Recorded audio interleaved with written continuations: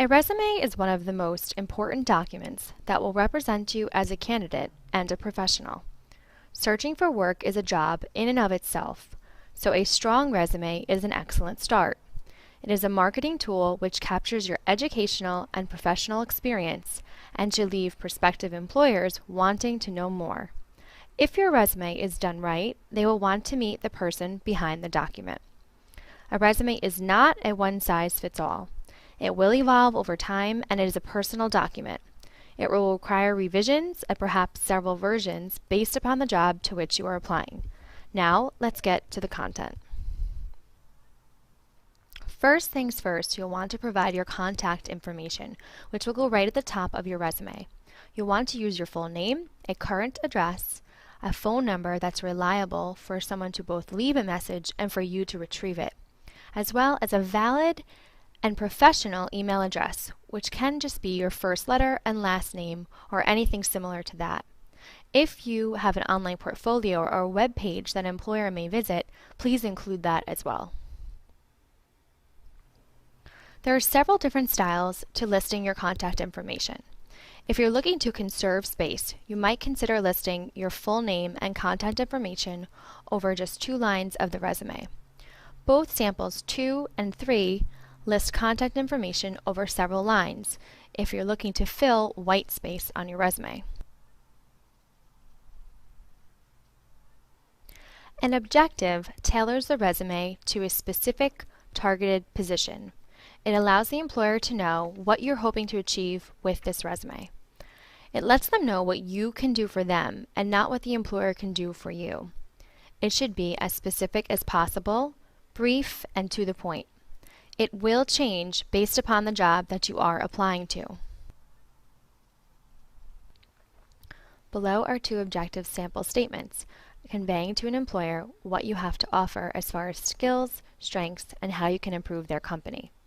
The first, seeking a position in sales, marketing, or e-marketing in which communication and technology skills can help an organization achieve its goals. The second is much shorter and to the point. Customer-centric, detail-oriented individual seeks teller position with financial institution. Next, you'll list your skills section. It should include all computer programs you are familiar with, including hardware, software, and special programs. You'll also want to discuss technical and foreign language skills. You'll want to include professional certifications and memberships as well. Be careful when discussing your proficiency with certain programs because you may be tested right on site at a computer regarding those programs. Below are examples of skills to list on your resume.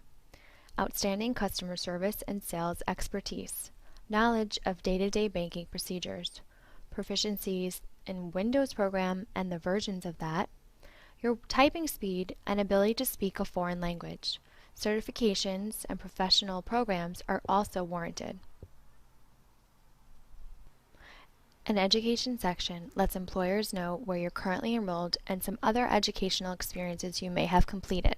You'll always want to use reverse chronological order with your most recent experience first.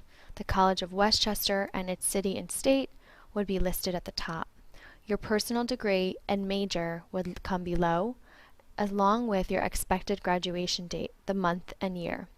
Your GPA, if a 3.0 or higher, should certainly be listed, and clubs, awards, and honors, such as scholarships or leadership roles, can only enhance your resume. Related coursework section is important if you're lacking related work or internship experience. You can include this section to emphasize what you're currently learning. Think of your experience section as an umbrella. It may include paid employment, internships, volunteer work, and community service.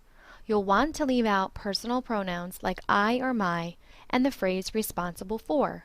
Instead, look to use verbs that give the employer an idea of what you've accomplished or attained in that position. Next is your experience section, which will include an employer's name, the city and state, and the dates of your employment. Your job title will come next, along with significant duties, activities, responsibilities, accomplishments, and promotions. Verbs at the beginning will indicate what has been accomplished. Some sample bullets are provided below.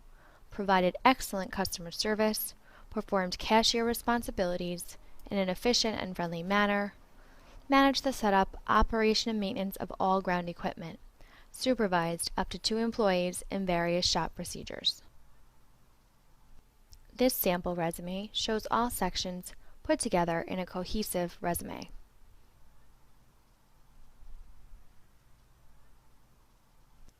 Your references should be listed on a separate piece of paper with your contact information right up front, as well as 3 professional references with their contact information as well.